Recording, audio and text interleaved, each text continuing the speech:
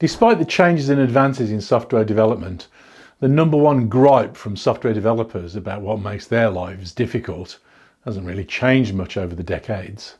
It's, why don't the users, business, customers just tell us what they really want? If only they could make their minds up, we could just build it and everything would be fine. I think this complaint is based on a fairly deep misunderstanding of what software development really is about and how it works. So why is it that requirements always seem to change, and why don't they just tell us what it is that they really want? That's our topic for today.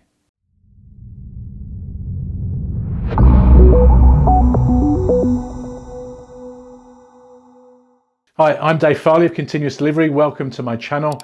If you haven't been here before, please do hit subscribe. And if you enjoy the content today, hit like as well. Software development is about a lot more than simply translating a clearly defined solution outlined in a set of perfect requirements into code. In this episode, I want to explore why it's unreasonable to expect perfect requirements from anyone who really has the answers, and no, it isn't the users. And what it takes to get to the good answers about what the requirements really are. So do watch to the end if you'd like to see my view of the complete picture here. I think that there are probably a couple of sources for this assumption that if only the requirements were better, we'd be able to do a better job. And fundamentally, this is based on this misunderstanding of what software development really is and how it really works. One of these is the historical, and the main one these days, I think perhaps, is basically down to us techies focusing on the wrong things. Software development as an industry has gone through several different kinds of profound change, but one of them is that the nature of the problems that we solve now has changed very significantly. It used to be that most projects were about automating pre-existing processes that people already understood fairly well. But now, what we mostly do is very different to that. Now, we're nearly always creating something completely new ways of doing things even. I guess that this change happened sometime in the 1990s, but was certainly in full flow by the early 2000s. At this time, the combination of cheap access to computers and the World Wide Web gave us almost unlimited access to information. And so that really changed the game, not just for software development, but also for how and what we use it for. When software development projects were about automating well-understood manual processes, domain experts understood the manual version of the process usually very well and so could explain them to us. But that has largely been done by now for most industries and most organisations to some degree. Now we use software for more innovative and creative things than that. Now the detail of the processes that we're automating aren't really known by anyone because they're new. So if anyone says that they completely understand the problem that we need to solve, what we should build to solve it, and what it will take for us to do that, they're either lying or they're deluded. The reality of modern software development is a very different kind of game to that, and ultimately means that no one knows the correct answers to any of these questions. We're all in discovery mode all of the time. We'll talk more about what it takes to make that kind of discovery work a bit later on in the episode. But actually, this historical analysis is already a bit off, a bit of an excuse, because in reality, it's always been at least partly about this kind of exploration and discovery. A few years ago, Microsoft did research into the accuracy of their product ideas. They found that 2/3 of their own ideas produced zero or negative value based on the metric that the ideas were supposed to enhance. That is, 2/3 of their ideas were bad ideas.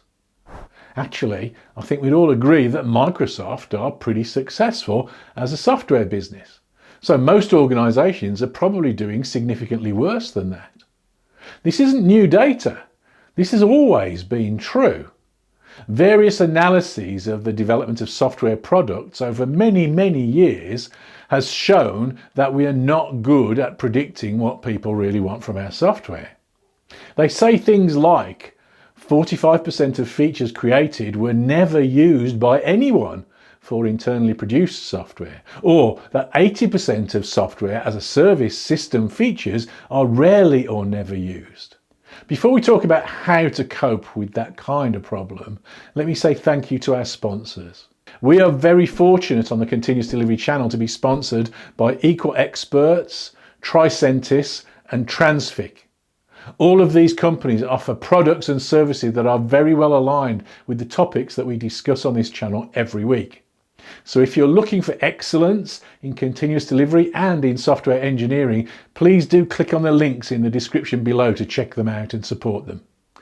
If the people in our organisations who are trying to come up with the ideas for our products don't know the answers, then perhaps the answer is simple. Let's ask our users and our customers. The trouble is that they don't know either. History's littered with people recognising this fact. Henry Ford supposedly said, if I'd asked people what they wanted, they would have said faster horses. Steve Jobs famously said, people don't know what they want until you show it to them. That's why I never rely on market research. Our task is to read things that are not yet on the page. The problem with a naive reading of this is that it assumes that what you need then is to be omniscient, be some kind of genius who can have this perfect vision, have perfect guesses for your products. This isn't true even for visionaries like Ford and Jobs. The truth is that we don't know the answers, and neither do our users, our customers, or our visionaries. The truth is that software development is a process of discovery. Our job is not to write code to some prescription defined by omniscient other people. Our job is to discover the truth and explore and learn what works and what doesn't, alongside others who have different parts of the jigsaw puzzle. And even more complex than that, it's not only that there are no omniscient other people at the start, but also that even if they do have a vision, the problem keeps changing. Even if our first guess is by luck, brilliant and a perfect fit, the world will change and our brilliant guesses will be superseded. Henry Ford's big innovation was how to make identical copies of a car cheaply. He did this by creating an efficient but inflexible production line. Later, when General Motors caught up and found a way to create cheap cars too, they destroyed Ford's business by producing different and better cars for a while. They were able to do this because they were better able to react to customer demand.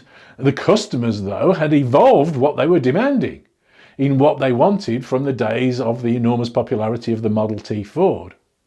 But Ford couldn't adapt quite so quickly because their production process was so tightly nailed down. When Steve Jobs announced the iPhone, which went on to revolutionise the mobile phone industry completely, most people didn't really get it, including Apple. Sure, they had a vision and thought a new revolutionary approach to phones was a good idea, but the first generation of the iPhone had no third-party applications, no video, no GPS, no FaceTime, and one of the big selling points that you could use was that you could use your iPhone as an iPod, something which very few people do these days because they prefer streaming instead. My point is that even visionary companies and people like Apple and Steve Jobs or Henry Ford and Ford get it wrong and don't know where the product will end up. Successful products change and evolve. Really successful products create new markets and then change and evolve. But it is the changing and evolving that is the constant. It's an illusion to imagine that there is anyone who has all of the answers.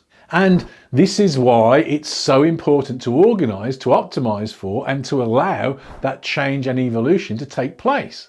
This evolution of products, and particularly software products, is a complicated thing. It requires us to support change at multiple levels. We need to maintain our ability to change our minds as we learn more about what our users really need, even when they don't know what it is, in terms of goals and features of our products.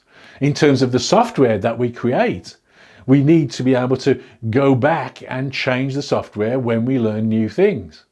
And good organisations can do that quickly, safely and cheaply. We also need to be able to change how we organise our work to meet new demands when they arise. It's no good building a rigid production line like Ford did. We need to be able to modify all of these things as our product ideas, code and organisations change. In general, the key to all of this is to make progress in smaller steps. Evaluate what we have done after each small step and be willing, expect even, to make mistakes. If our steps are small, our mistakes will be small too. This is true for product design, code and organisational changes. Great products, whatever their nature, but certainly great software products, are designed and built and used as part of an almost organic process of exploration and discovery. As users, we learn what we like and what we don't like over time.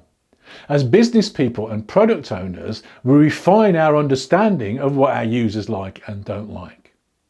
But that is only the jumping off point for refining our vision of where to go next, because the users don't know the answers either.